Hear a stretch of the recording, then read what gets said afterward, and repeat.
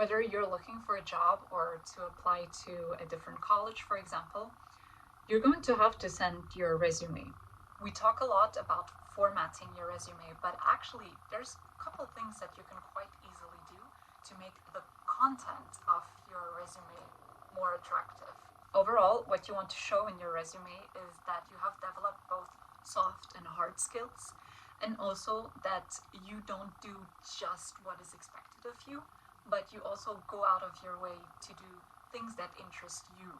And this is what potential employers or colleges will be looking for. Here are 10 ways in which you can quite easily improve your resume as a student. Number 1 is courses. In addition to the courses that you follow in your regular program, you can register to online courses, such as the ones proposed on platforms including Coursera, edX, or Udemy. I recommend choosing something that is complementary yet relevant to your studies. If you're studying something that is more apparented to a tool, such as computer science or mathematics, for example, then I'd encourage you to look at something that is more apparented to a field of knowledge.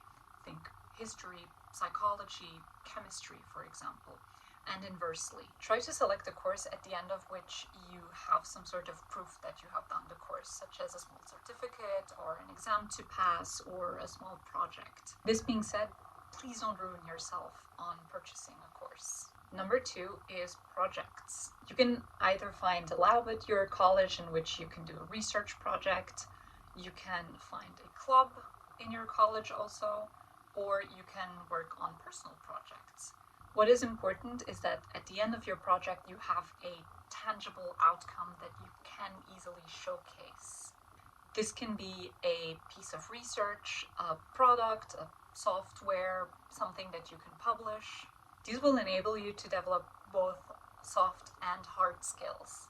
Number 3 is competitions. Competitions are a little bit more difficult in projects because obviously you cannot guarantee the outcome. However, they will provide you with a framework within which to work. Sometimes colleges advertise certain competitions, but please feel free to look for yourself if you can find any other competitions. There are plenty which are advertised online or that you can find by talking with people. To increase your chances of being placed well while being respectful of your time, you can look for competitions that in the past years didn't have that many submissions. You can also look for 24-hour competitions or hackathons. And you can look for competitions which are done in multiple stages, because if your idea already doesn't make the cut, you essentially save yourself the time of developing it to the fullest. A quick tip when doing competitions: try to understand how submissions will be judged. What are the main criteria according to which they will be judged? Then find an original way to respond to these criteria. And finally, explain very clearly how you address them with your proposed methods. Number 4 is internships. This one's pretty straightforward. Get some practice. There's no better way to learn your job than on the job. Quick tip: try to apply early for internships. There is no point in sending in an amazing application if the internship is already promised to someone else. Apply early. Competitive positions can be filled as early as a year in advance. People would rather know that they have a good candidate than passing on good candidates for potentially having amazing candidates later. By the way, if you cannot find an internship that's exactly in your field, don't worry. Try going for something in which you can develop skills which are either complementary or transferable to your main occupation. Number 5 is voluntary work. Similar to internships, you want to look for voluntary work which is in a field which is either your own or complementary to yours. If possible, try to find some voluntary work which lets you do some project or some team management. Learn some soft skills. Try to apply them. Try to inform yourself how to best do these. Take some risks. Try out some stuff. Nobody will be mad at you for not knowing exactly what you're doing. Typically in management, you need some experience, but you get the experience by managing teams or projects. And Voluntary work is a great way to kind of bypass this chicken and egg problem. It's also a great opportunity to expand your professional network. Number 6 is traveling. Get some exposure to other cultures and languages, and this also includes, by the way, different work cultures. This can help you realize that depending on where we're from, we can have very different perspectives and very different ways of working. You will be more open, flexible, adaptable, and independent also. If possible, try to combine this with one of the previous points. Do a semester abroad, an internship abroad, or some voluntary work, for example. Number 7 is conferences. You can find a research project to do at your college in a laboratory.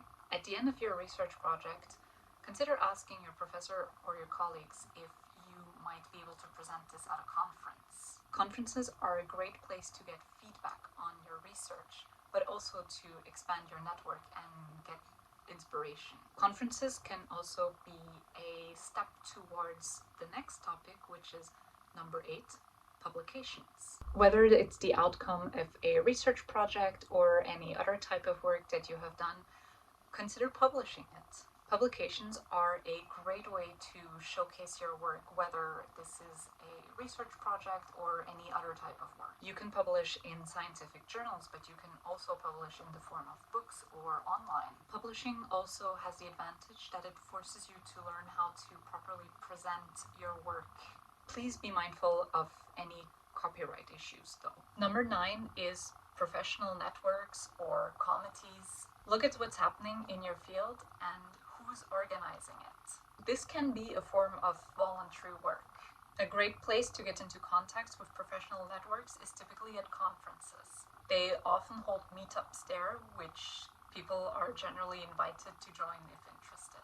There might be a couple of conditions to be accepted into a committee or a professional network, such as a publication, for example, but that really depends on a case-by-case. Professional networks and committees can really enable you to expand your network, and also they allow you to access some functions such as organizing conferences, publishing, doing some peer reviewing for publishing, also judging of competitions, giving some lectures, and there are many more.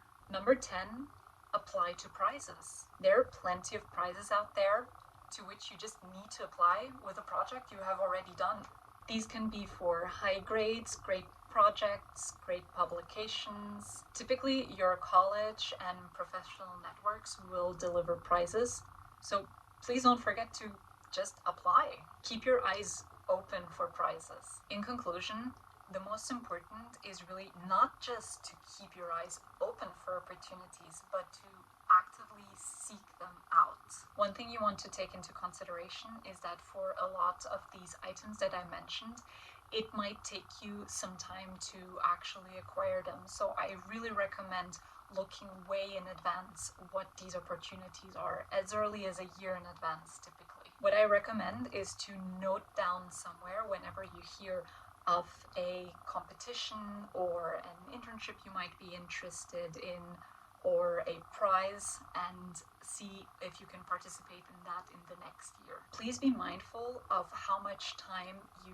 allocate to these. The most important, of course, is your studies themselves. And if you do not feel comfortable assigning more bandwidth to these extracurricular projects, then please don't. If so, it is probably more interesting for you to learn more about personal organization or techniques to learn material more easily. This being said, working on some of these projects can, of course, make it a little bit more easy for you over time to also understand the material that you are presented during your courses. I wish you good luck, and if you liked, please subscribe.